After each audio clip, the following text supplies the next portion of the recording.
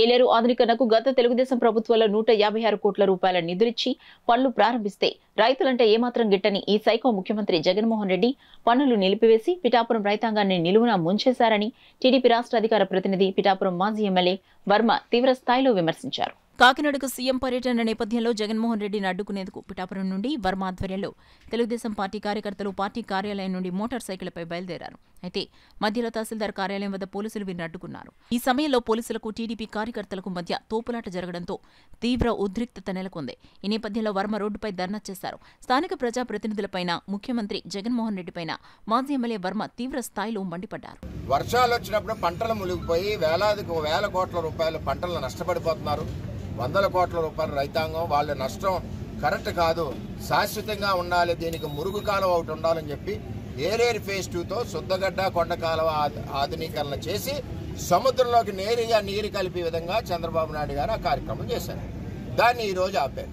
మాకు ముంపు వస్తే పంటలు పోతాయి, పిఠాపురం టైలాండ్. అలాగే ఎద్దడి వస్తే నీరుండదు. ఎద్దడి వచ్చినప్పుడు నీరు ఉండాలని చంద్రబాబు నాయుడు గారు మేము పురుషోత్తపట్నం తెచ్చాం, సంవత్సరాలు పోరాడి రైతాంగం గురించి. అలాగే ముంపు వస్తే పంటలు పోతున్నాయని చెప్పి ఎన్నో సంవత్సరాలు పోరాడి మా ప్రభుత్వం వచ్చాక నా హయాంలో చంద్రబాబు గారి ఆశీస్సులతో ఏలేరు ఆధునీకరణ శుద్ధగడ్డ కొండకాలు తెచ్చాం. గొల్లప్రోలు ఈబీసీ కాలనీ అవనండి, ఎస్సీ కాలనీ అవనండి, కాలనీలు మొలకుండా రైతులు పొలాలు పంట నష్టం రాకుండా ఈ ట్రైన్ తీసుకెళ్లి సముద్రంలో నేరుగా కలపడానికి 156 కోట్ల నిధులు తెచ్చి పనులు ప్రారంభిస్తే ఈవేళ ఎంపీ ఎమ్మెల్యే ఉత్తరాలు ఇచ్చి ఆపు చేసిన దాన్ని జగన్మోహన్ రెడ్డి కాపు నేస్తంలో ఇస్తానని చెప్పి సంవత్సరం పూర్తయింది, అంటే సంవత్సరం అయింది. అయినా సరే ఇప్పుడు కూడా తెచ్చి కూడా కదలలేదు. మన ఒక్కసారి ఓటేయించుకున్న ప్రజాప్రతినిధులు కూడా గాలికి వదిలేశారు. ఎందువల్లంటే వీళ్ళు స్థానికులు కాదు, కొన్నూరు నాయకులు, బయట నుంచి వచ్చిన నాయకులు. వీళ్ళకి పిఠాపురం ప్రజలు ఎలాగపోయినా వీళ్ళకి బాధ ఉండదు.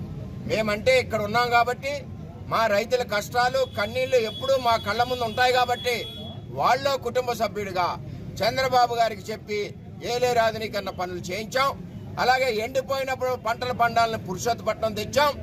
ఈవేళ దమ్ము ధైర్యం ఉంటే ముఖ్యమంత్రి గారు వెంటనే నిధులు రిలీజ్ చేసి పనులు ప్రారంభించాలి. చంద్రబాబు ఇచ్చిన ఏలేరు ఫేజ్ 2 కొండకాలువ శుద్ధగడ్డ ఆధునీకరణ పనులు ఆపేశారు కాబట్టి తక్షణం 156 కోట్ల నిధులు రిలీజ్ చేసి పునఃప్రారంభించాలి చంద్రబాబు ఇచ్చింది అని చెప్పి పిఠాపురం తెలుగుదేశం పార్టీ రైతులు